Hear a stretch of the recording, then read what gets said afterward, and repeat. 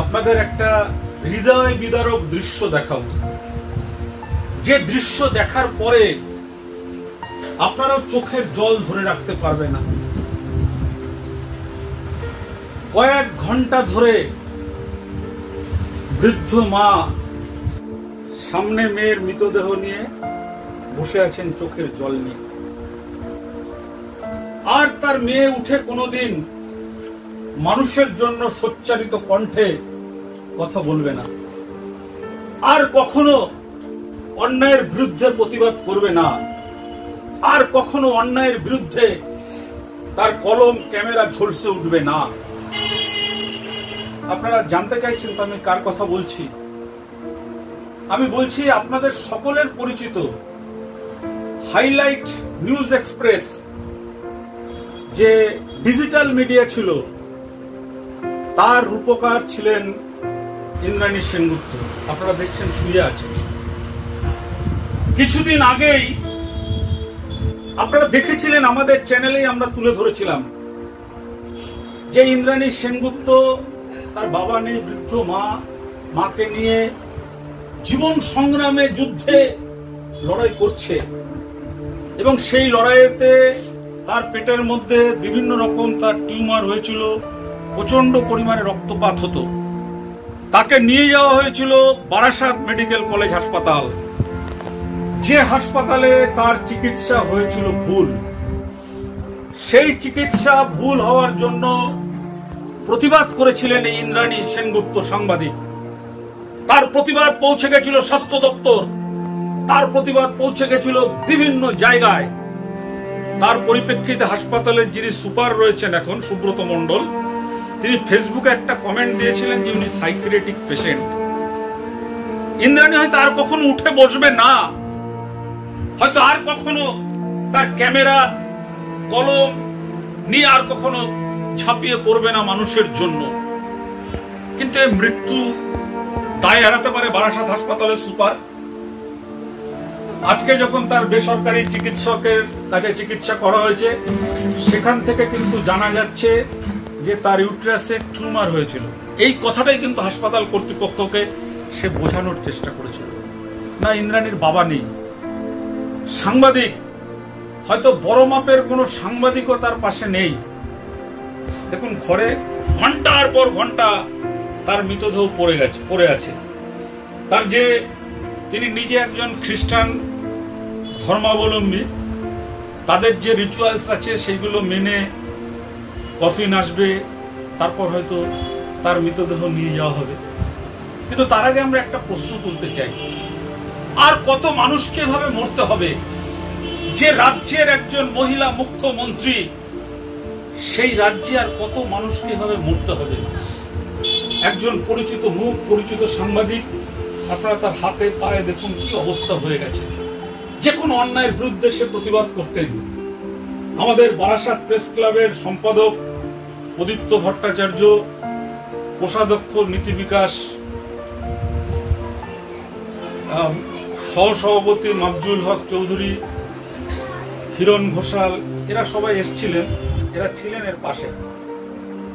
কিন্তু একটা জেলার পাক্ষিক পত্রিকা বা একটা সাপ্তাহিক পত্রিকার কত তাদের অর্থনৈতিক সচ্ছলতা থাকে? আমরা প্রশ্ন তুলছি যে এখনো কেন এই দিদির রাজ্যে একটা মানুষকে এইভাবে মরে পড়ে থাকতে হচ্ছে? কেন এখনো তার পাশে এসে প্রশাসন থেকে দাঁড়ায়নি? এখানকার যিনি কাউন্সিলর আছেন তাকে আমি ফোন করেছিলাম, ফোন করে আমি জানিয়েছিলাম যে আমাদের সাংবাদিক ইন্দ্রাণী সেনগুপ্ত মারা গেছেন। কাউন্সিলর এসেছিলেন এখানে? এসেছিলেন আমি বলার পরে?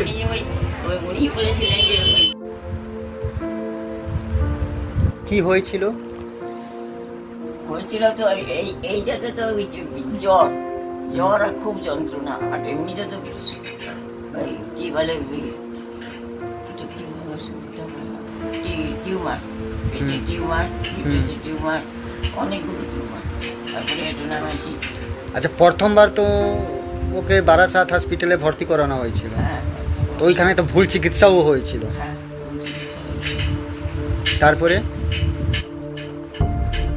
তো নিয়ে আসা হয়েছিল। তারপরে নিয়ে এসে বাড়িতে ছিল, তার মধ্যে ওই অসুস্থ হচ্ছে, তার মধ্যে আবার ওই প্রদীপ্ত ওরা আবার নিয়ে গেল এইখানে। প্রথমে বললো এইখানে দেখাতে, এই মাতৃস্বজনের টাকা না হলে দেখে এক্স রে করতে বললো। এক্স রে রিপোর্টে ওই পাওয়া গেল যে ইয়ে হয়েছে, টিউমার। তারপরে আবার এখানে চিকিৎসা সেরকম হচ্ছে না, খুব ব্লিডিং বন্ধ হচ্ছে না। তারপরে ওই প্রদীপ্ত নিয়ে গেল ওই নার্সিংহোম, ওই বারাসাত নার্সিংহোম। ওখানে চিকিৎসা ওদের পেটেতে ওনার ওষুধ দিয়ে তো ব্লিডিং বন্ধ হলো। বলতে যে টিউমারটা অপারেশন করা দরকার, কিন্তু এখন হবে না, এই বয়সে করা যাবে না। অন্তত 45 থেকে 50 বছর বয়স না হলে টিউমার অপারেশন করা যাবে না, কারণ ওনার হাই সুগার।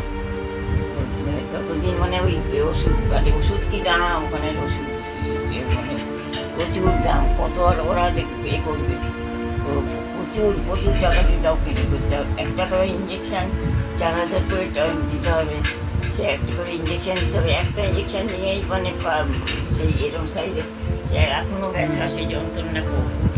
বারাসাত হাসপাতালে ভর্তি করা হয়েছিল না একবার? ওই তো আগে সেটা, তো সেখানে তখন হাসপাতালে ওর ভুল চিকিৎসা হয়েছিল তো? হ্যাঁ, ওখানে ভুল চিকিৎসা হয়েছিল। আচ্ছা, তখন ও সেটার প্রতিবাদ করেছিল বলে ওকে হাসপাতালের যে সুপার আছে সে কি ফেসবুকে লিখেছিল যে ও পাগল? হ্যাঁ, তারপরে তো মনটা ভেঙে যায়, মনটা এই জন্য সরকারি হাসপাতালে আর চিকিৎসায় যায়নি। আর ও চিকিৎসায় যায়নি, সেই জন্য সরকারি হাসপাতালের উপর একটাই হয়ে গেছিল। আপনি ছাড়া তো ওর কেউ নেই? আমি ছাড়া কেউ নেই। ও যে চ্যানেলটা সাংবাদিক করতো, ওর চ্যানেলটার নাম কি? HN news, HN express. HN express, হ্যাঁ, highlight news express. Highlight news express. কতদিন ধরে সাংবাদিকতা করে? 11 বছর তো বললো। এটা তো ওর ধ্যান জ্ঞান ছিল, এইটাই ধ্যান জ্ঞান ছিল, এছাড়া অন্য কিছু তো করতো না।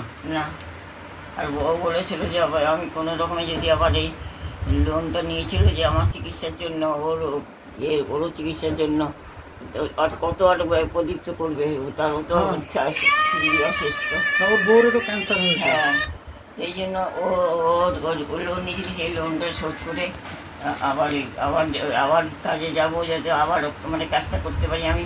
আবার এইটা তো আপনার চিকিৎসা করার জন্য লোনও নিয়েছিল। হ্যাঁ, লোনটা পেয়েছিল? আগে তো পেয়েছিল একটা লোন, তারপরে আর পাইনি। না, তারপরে আর মানে পয়সা অভাবে ভালো করে চিকিৎসা হতে পারলো না, তাই জন্য আজকে মৃত্যু হলো, চলে যেতে হলো। তারপরে সেই ওকে বলেছিল যে আমি যেন প্রার্থনা করি, যেন বলেছিল যেন আবার আমি এটা পাই। আমার তো আয় তো শুধু সাংবাদিকতায় এটা কি বলে ওই যে টাকাটা দেয়, যে খুব কষ্ট করে সাংবাদিক কাজ করে বিজ্ঞাপন যেটা দেয়, সেইটা আবার নিতে পারি, আবার যদি পাই সব জায়গায়, তাহলে আমি আবার উঠে দাঁড়াবো, আমি আবার সব লোন শোধ করবো। আর সেই জন্য চিন্তা করে মাথাটা ওই অত যন্ত্রণা, মাথাটা খারাপ হয়ে যাবে, খুব চিন্তা করতেছি কি করবো, আমার মাকে কি করে দেখবো, আমার মায়ের দায়িত্বে দিয়ে গেছে বাবা, আমার মাকে পিছিয়ে দেখবো, কি করে ভাড়া দেবো, কি করে কি করবো, চিন্তা করতে তার মধ্যে অসুস্থ ঠিক মতো ও সুযোগ। খুব কষ্ট করে সাংবাদিককে কাজ করতো, কি কষ্ট করে সাংবাদিকের কাজ করতো।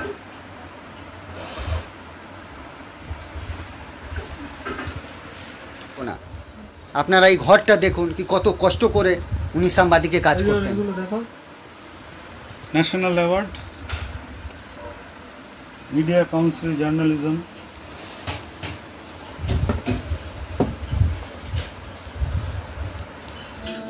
খবর দেখেন, কিন্তু একটা খবরের বাস্তব রূপ দিতে গিয়ে একজন সাংবাদিককে কত পরিশ্রম করতে হয়। এই যে ইন্দ্রাণী ছিলেন, ইন্দ্রাণী সেনগুপ্ত, সে কিন্তু বিভিন্ন জায়গায় টোটো করে না খেয়ে না দিয়ে ঘুরে বেড়াতো, হাই সুগার নিয়ে। কেন?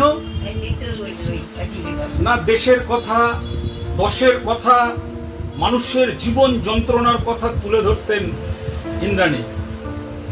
আমরা কত সহজেই ঘরে বসে খবর পাই, খবর দেখি, কিন্তু আমরা একবারও চিন্তা করি যে একজন যারা স্বাধীন মিডিয়া, ডিজিটাল মিডিয়া বলুন, স্বাধীন সাংবাদিক, পাক্ষিক পত্রিকা, সাপ্তাহিক পত্রিকার যারা সাংবাদিক বা সম্পাদক হয়, তাদের জীবন যন্ত্রণার কথা, তাদের জীবনের কষ্টের কথা, তারা কিভাবে কষ্ট করে তাদের জীবন চলে, পেট চলে, কিভাবে তারা বেঁচে আছে, এগুলো কিন্তু প্রশাসন, সরকার কেউ চিন্তা করে না। যদি চিন্তা করতো তাহলে বারাসাত হাসপাতালের সুপার কখনো বলতে পারতো না যে ইন্দ্রাণী সেনগুপ্ত সাইকিয়াট্রিক পেশেন্ট।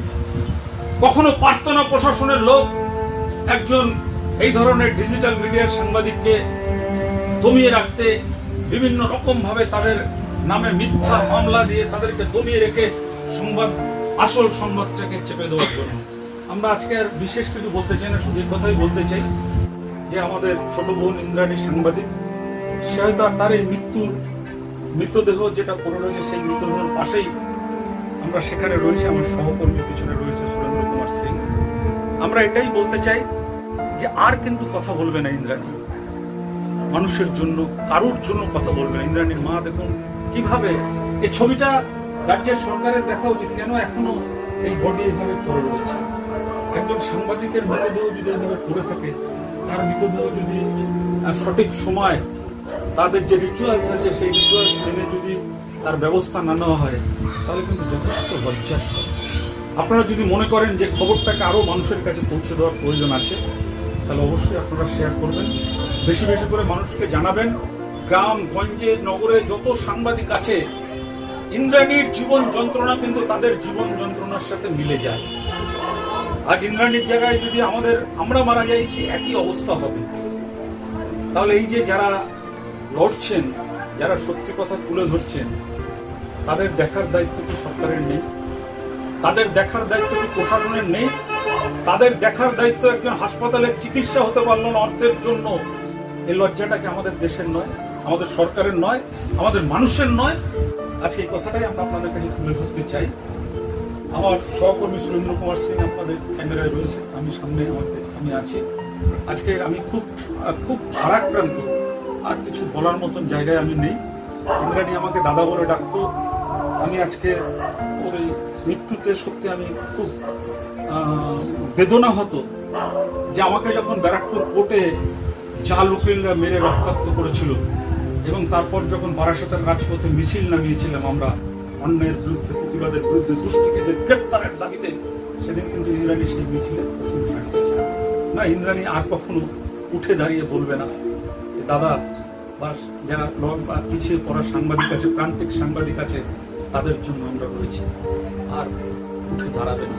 কিন্তু ইন্দ্রাণীর মতন যদি আর কাউকে এইভাবে মরতে না হয়, এইভাবে বৃদ্ধ বয়সে মা কোথায় যাবেন, কে দেখবেন, কি খাবেন, সবটা আপনারা বিবেচনা করুন। বিবেচনা করার পর যদি আপনাদের মনে হয় ইন্দ্রাণী এখন এই মুহূর্তে মধ্যমগ্রাম থানা, শ্রীনগর 2 নম্বর বাইলেনে মৃতদেহ পড়ে রয়েছে। আপনারা যে যেখান থেকে খবর দেখবেন, আপনারা পাশে দাঁড়ান, মায়ের পাশে দাঁড়ান, না হলে মায়েরও মৃত্যু অবশ্যই।